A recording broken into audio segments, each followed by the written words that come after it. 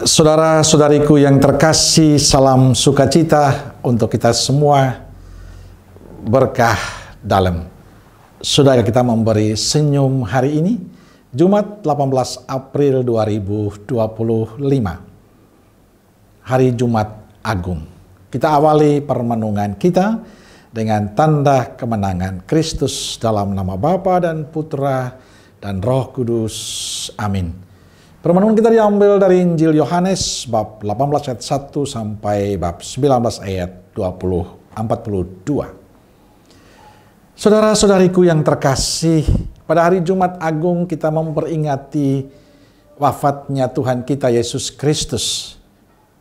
Secara manusiawi kita bertanya, mengapa karya Yesus, kebaikan Yesus, cinta Yesus, hidupnya harus berakhir dengan peristiwa yang tragis, peristiwa yang menyedihkan.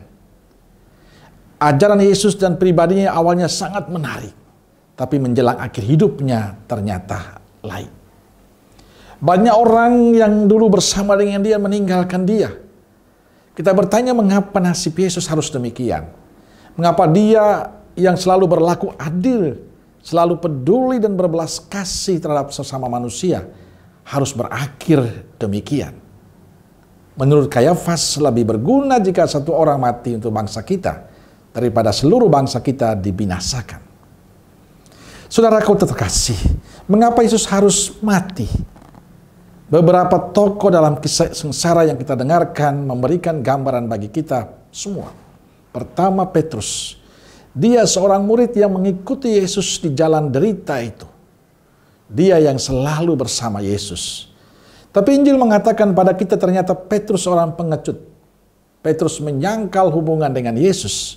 Bahkan sampai 3 kali Petrus menyangkal bahwa dia murid Kristus. Petrus berani menjadi murid pada waktu semua aman-aman saja. Tetapi ketika dalam bahaya, dia tidak berani mengakui bahwa Yesus sebagai gurunya.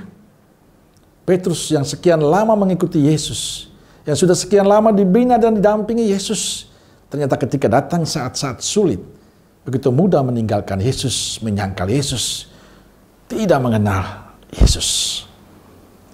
Cerita Petrus adalah cerita kita di zaman ini. Banyak orang yang menjadi pengkhianat, banyak orang yang oportunis, menjadi teman dan sahabat bila menguntungkan. Menjadi murid Yesus selalu menguntungkan. Tapi bila ada kesulitan, kita menjadi pengkhianat. Tokoh kedua adalah Pilatus. Pilatus adalah hakim yang berkuasa untuk memutuskan nasib Yesus. Pilatus takut berhadapan terhadap tuntutan orang banyak agar Yesus disalibkan. Pilatus menyerah saja pada teriakan orang banyak yang didalangi oleh para imam. Pilatus sebenarnya takut menanti kedudukannya tergeser, akan menyerah saja pada teriakan massa. Kuasa bagi Pilatus berarti boleh bertindak sewenang-wenang terhadap orang yang tidak bersalah. Bukan seperti apa yang diajarkan Yesus. Kuasa berarti mengabdikan diri, melayani. Sekali lagi, ini cerita kita. Sebab itu juga terjadi dalam kehidupan kita. Banyak yang mendapatkan kekuasaan, tapi perilakunya seperti Pilatus.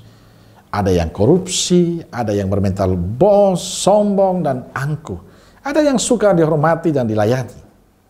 Dalam kehidupan menggereja juga demikian.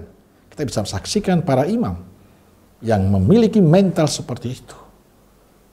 Kelompok lain adalah para imam, para tokoh masyarakat. Mereka yang gila akan kekuasaan, gila akan kehormatan, gila akan popularitas. Mereka lah yang memprovokasi banyak orang supaya Barabas yang dibebaskan. Barabas seorang perampok diminta dibebaskan, tapi orang benar seperti Yesus diminta disalibkan. Ini persis terjadi dalam kehidupan bangsa kita yang benar dan mau melayani dengan disalahkan. Dituduh yang bukan-bukan, tapi yang tidak benar disanjung. Tujuan mereka sederhana, ambisi kekuasaan mereka dapat tercapai dengan menghalalkan berbagai cara.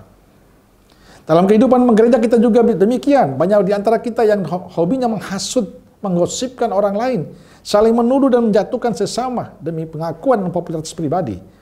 Banyak di antara kita yang bermental oportunis, yang mencari melakukan sesuatu demi kelompok dan dirinya.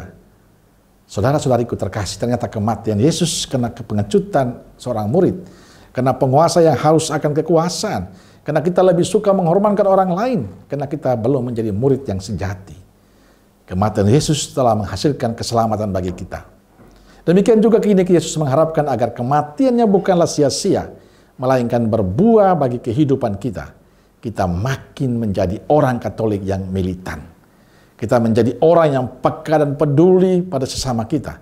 Kita yang berlaku adil dan benar. Kita yang tulus melayani. Kita melihat pengorbanan Yesus karena Ia mencintai kita.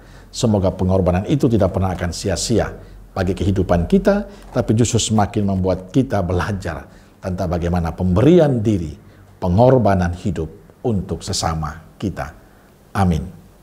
Semoga Allah yang Maha Kasih memberkati saudaraku sekalian, Bapa, Putra, dan Roh Kudus. Amin. Roh Kudus Nazaret, doakanlah kami. Amin. Berkah dalam.